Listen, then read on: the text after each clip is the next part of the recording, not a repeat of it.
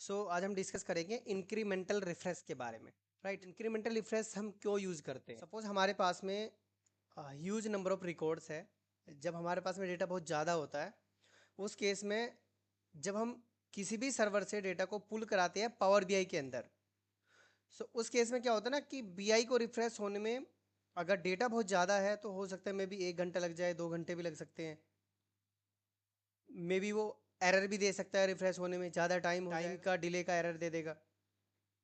उस केस में हम चाह रहे हैं कि हमारा सिर्फ लेटेस्ट डेटा 1 साल का, 6 महीने का या 2 महीने का या 30 डेज का उतना ही डेटा रिफ्रेश हो जाए बस। बाकी डेटा वो डंप कर दे, आर्काइव बना के अपने पास रख ले ऑलरेडी, वो सर्वर से पुल ना करना पड़े बार बार। इसी को रिजोल्व करने के लिए, इतने बड़े डेटाबेस को हैंडल करने के लिए, पावर बीआई को रिफ्रेश करने के लिए स्मूथली इंक्रीमेंटल रिफ्रेश यूज करते हैं। देखिए, ये इंक्रीमेंटल रिफ्रेश हमेशा जैसे आरडीबीएमएस सर्वर से ही लगता है, आप एक्सेल से नहीं लगा सकते। सिक्वल सर्वर से आपने डेटाबेस को, बीआई को कनेक्ट करोगे, और ये हमेशा ईटीएल टूल के अंदर ही पैरामीटर क्रिएट किए जाते हैं। पावर बीआई में जाने से पहले ईटीएल के अंदर इसके सारे के सारे पैरामीटर्स क्रिएट किए जाते हैं, वो ईटीएल टूल के अंदर क्रिएट किए जाते हैं। यहाँ पे जितना भी डेटा है वो पुल होके जाएगा कहाँ पे? डेटा सेट के अंदर।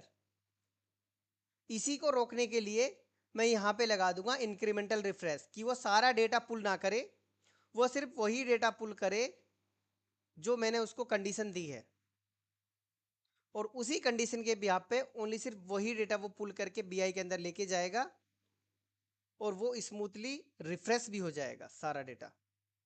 और फाइनली ये पता कैसे चलेगा कि उस पर इंक्रीमेंटल रिफ्रेश लग चुका है?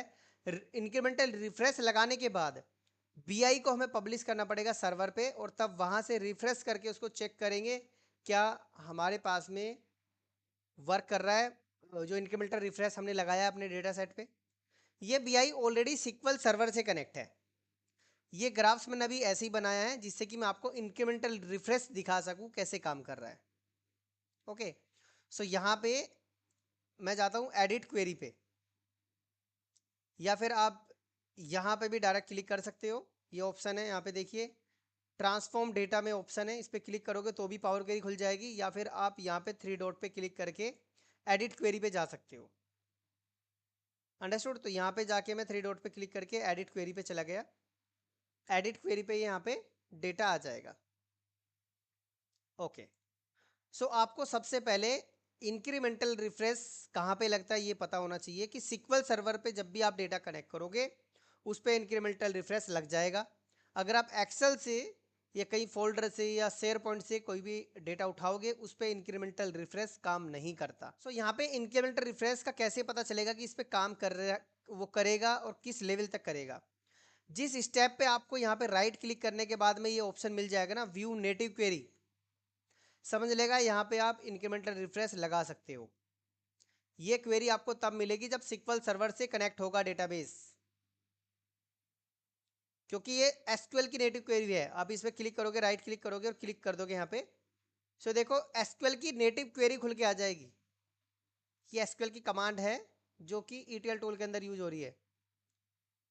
राइट, अगर ये ऑप्शन आपको विजिबल दिख रहा है, अगर ये ऑप्शन आपको दिख रहा है तो आप इस पर इंक्रीमेंटल रिफ्रेश लगा सकते हो। अदरवाइज अगर ये ऑप्शन नहीं दिख रहा है तो आप उस पर इंक्रीमेंटल रिफ्रेश नहीं लगा सकते। नंबर 1 कंडीशन, ठीक है? Okay, got it. Number second, incremental refresh लगाने से पहले आपको 2 पैरामीटर क्रिएट करने पड़ते हैं, जिसमें रेंज स्टार्ट और रेंज एंड होती है। आपको जाना पड़ेगा यहाँ पे पैरामीटर ऑप्शन पे। देखिए यहाँ पे पैरामीटर का ऑप्शन दिख रहा है। पैरामीटर के ऑप्शन पे आप एरो पे क्लिक करोगे, एरो पे यहाँ पे खुल जाएगा नीचे न्यू पैरामीटर। इस न्यू पैरामीटर पे आपको क्लिक करना है। यहाँ पे लिखा रहा है पैरामीटर 1, आप एक और पैरामीटर बना लीजिए। न्यू पे क्लिक करके ऊपर जो आ रहा है ऑप्शन, न्यू पे क्लिक किया, 2 पैरामीटर बन गए, पैरामीटर 1 और पैरामीटर 2। राइट, अब पैरामीटर 1 पे जाके आपको लिखना है यहाँ पे रेंज स्टार्ट। रेंज स्टार्ट लिखने के बाद डिस्क्रिप्शन में आप कुछ भी डाल सकते हो। अगर आपको लग रहा है कि मैं यहाँ पे कॉलम की डिस्क्रिप्शन डाल सकता हूँ, किस कॉलम पे मैं लगाना चाह रहा हूँ ये, तो वो आप वो डाल दीजिए, अदरवाइज ये छोड़ दीजिए, कोई प्रॉब्लम नहीं है। फिर आ जाइए डेटा टाइप, यहाँ पे टाइप लिखा हुआ है तो मैंने यहाँ पे बोला कि मुझे डेट एंड टाइम है, मुझे डेट पे लगाना है। यहाँ पे आप रहने दीजिए एनी वैल्यूज, यहाँ पे ऑलरेडी यहाँ पे डाल दीजिए मिनिमम वैल्यू। देखो मैंने डाला यहाँ पे 01/04/5 सॉरी -05 और 2021 मैंने एक डेट डाल दी है 1/5/2021, राइट। अब मैं चलता हूँ पैरामीटर 2 के अंदर, यहाँ पे डाल दीजिए रेंज एंड। रेंज एंड के अंदर भी सेम प्रोसेस है, आप डेट एंड टाइम ले लीजिए। यहाँ पे आपको वो रेंज डालनी है, स्टार्ट डेट से बड़ी होनी चाहिए हमेशा डेट। कोई भी डेट डाल दीजिए आप, कोई डिपेंड नहीं करता इसमें, आप कोई भी डेट डाल दीजिए, कोई प्रॉब्लम नहीं है। सिर्फ ये हमें एक पैरामीटर क्रिएट कराने के लिए है। बट स्टार्ट डेट के अंदर सबसे छोटी डेट होनी चाहिए, एंड डेट के अंदर आपकी बड़ी डेट होनी चाहिए। सो एंड डेट के अंदर मैंने बोला कि मेरे पास में 01-09-2021 लिया था ना, मैं 22 ले लेता हूँ, राइट। मैंने बना दिया पैरामीटर, ये दो पैरामीटर बने हैं। इस पैरामीटर पे मुझे ओके कर देना है। जैसे ही मैंने ओके करा, ये दो पैरामीटर यहाँ पे क्रिएट हो गए, आपको दिख रहे हैं यहाँ पे, ये दो पैरामीटर क्रिएट हो गए हैं। इन्हीं दोनों पैरामीटर को मैं यूज करूंगा अपने डेटा में। अंडरस्टूड? ओके। अब देखिए मुझे अपनी डेट चूज करनी है, जिस डेट में मुझे लगाना है ये पैरामीटर, इस डेट में मुझे लगाना है। तो यहाँ पे आपको जाना है ऑप्शन पे, और यहाँ पे लिखा है डेट एंड टाइम फिल्टर। देखो हाईलाइट कर रहा हूँ जिससे कि रिकॉर्डिंग में हाईलाइट हो जाए। इस ऑप्शन पे जाना है, सबसे लास्ट में आपको जाना है कस्टम फिल्टर पे। इस कस्टम फिल्टर पे आपको क्लिक करना है, ठीक है। मैं दोबारा से जा रहा हूँ, क्लिक यहाँ पे कस्टम फिल्टर पे क्लिक किया। जैसे ही कस्टम फिल्टर पे क्लिक करूंगा, ये पॉपअप विंडो खुल के आ जाएगी सामने आपके। इस पॉपअप विंडो पे यहाँ पे आपको सेलेक्ट करना है, यहाँ पे सेलेक्ट करना है इज बिफोर और इक्वल टू। और यहाँ पे आपको एक दिख रहा है ना आइकन, ये देखिए जिसमें डेट सेलेक्ट है, यहाँ पे डेट का एक आइकन सा है टेबल का, डेट टाइम का घड़ी बनी हुई है, उसके एरो पे क्लिक करना है और आपको मिल जाएगा पैरामीटर। इस पैरामीटर पे जैसे ही क्लिक करोगे तो स्टार्ट डेट अपने आप सेलेक्ट होगी डिफॉल्ट। अगर सेलेक्ट नहीं हुआ तो आपको स्टार्ट डेट यहाँ पे सेलेक्ट करनी है। अंडरस्टूड?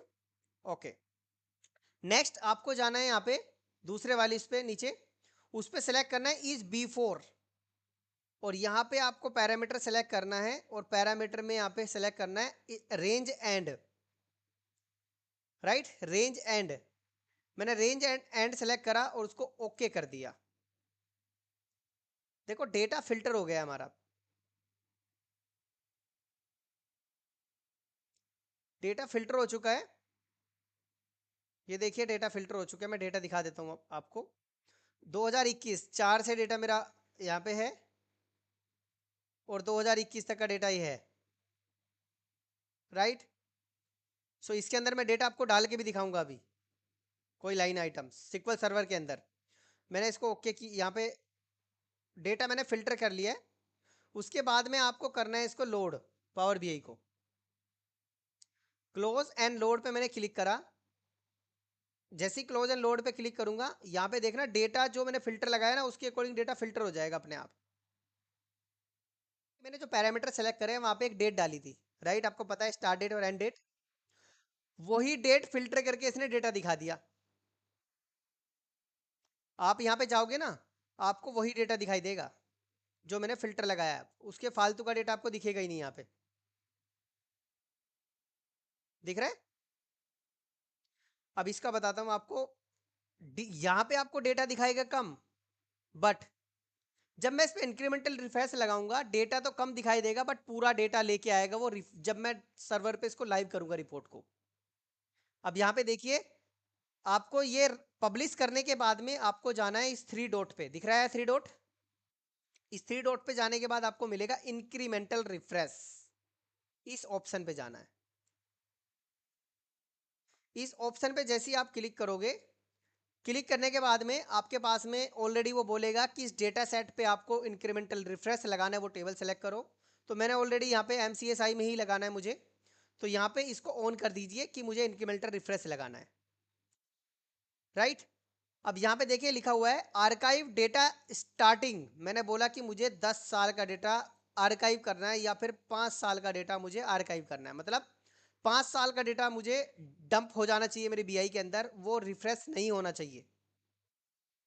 अब यहाँ पे ईयर सेलेक्ट कर लीजिए कि 5 साल का मेरा डेटा आर्काइव हो जाना चाहिए। उसके नीचे देखिए अब मुझे वो डेटा, वो डेट या वो डे सेलेक्ट करना है जिसपे मुझे इंक्रीमेंटल रिफ्रेश लगाना है। यहाँ पे क्या क्या दिया हुआ आप वो देख लीजिए। यहाँ पे लिखा है डेज, यहाँ पे लिखा है मंथ, क्वार्टर, ईयर। सो मैंने बोला कि यहाँ पे डेज सेलेक्ट करा, मैंने बोला कि मुझे ओनली सिर्फ लास्ट 30 डेज का ही डेटा रिफ्रेश करो बस। जब भी ये रिफ्रेश हो डेटा, सिर्फ 30 डेज का ही डेटा रिफ्रेश करे, बाकी डेटा को वो छेड़े ना। 30 डेटा ही वो पुल करके लेके आए सर्वर से, ये मैंने इसको बोल दिया कमांड में के अंदर। उसके बाद आपको सीधा देखो नीचे दिखा भी रहा है ये देखिए आर्काइव हो गया डेटा 5 साल का पूरा। इंक्रीमेंटल रिफ्रेश लगा दिया 30 डेज वाले डेटा पे ओनली सिर्फ, और इसको कर दीजिए आप अप्लाई। ओके, यहाँ पे मैंने इंक्रीमेंटल रिफ्रेश लगा दिया है। आपको अभी डेटा देखो कितना दिख रहा है, यहाँ पे Q2 का डेटा दिख रहा है ओनली सिर्फ, राइट।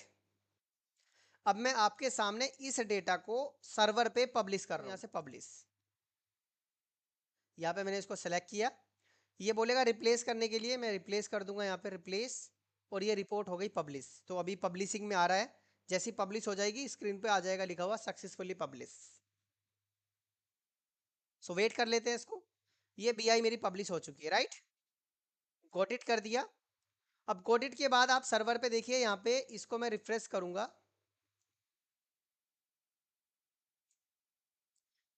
बिल्कुल, अभी देखिए लेटेस्ट रिपोर्ट है पब्लिश होने के बाद ये आई है। सो यहाँ पे आपको डेटा कितना दिख रहा है, बिल्कुल बिल्कुल। अभी यहां से मैं इसको हटा रहा हूं। अब आपको पता चल गया इसके अंदर ओनली सिर्फ Q1 का डेटा है। यहां पे जैसे ही मैं इसको रिफ्रेश करूंगा, जैसे ही मैं इसको रिफ्रेश करूंगा, मेरा इंक्रीमेंटल रिफ्रेश अपने आप वर्क करेगा। कैसे? जब पहली बार मैं इसको रिफ्रेश करूंगा तो ये टाइम लेगा। क्यों? क्योंकि ये पूरे 5 साल का डेटा को आर्काइव कर देगा। सो पहली बार वो टाइम लेगा, क्योंकि जब ये रिपोर्ट कोई भी बनाएगा RLS के थ्रू, मतलब सॉरी इंक्रीमेंटल रिफ्रेश लगा के, फर्स्ट टाइम वो रिपोर्ट टाइम लेगी। उसका रीजन ये है कि जितना आपने उसको बोला है ना आर्काइव करने के लिए, वो उसको साथ के साथ आर्काइव भी करेगा पावर BI के अंदर। और जब इस रिपोर्ट को आप दोबारा रिफ्रेश करोगे तो विद इन सेकेंड में या फिर कुछ सेकेंडों में ये रिपोर्ट रिफ्रेश हो जाएगी अपने आप, जैसे ही आप क्लिक करोगे। सो अभी के लिए मैं इसको रिफ्रेश कर रहा हूँ। अभी आप एक बार और दिखा रहा हूँ दोबारा से, डेटा चेक कर लीजिए इसमें डेटा कितना आ रहा है। डेटा है ओनली सिर्फ, और मैं इसको बंद कर रहा हूँ और इस डेटा सेट को मैं यहाँ से रिफ्रेश कर रहा हूँ। ये मैंने रिफ्रेश लगा दिया, ये क्लिक किया, ये रिफ्रेश स्टार्ट हो गया। देखिए यहाँ पे रिफ्रेश को घूम रहा है एक सर्कल, ठीक है।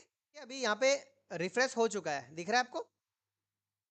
तो रिफ्रेश करने में कितना टाइम लिया वो भी मैं आपको दिखाता हूँ, क्योंकि आपको पता भी होना चाहिए कितना टाइम इसने लिया है।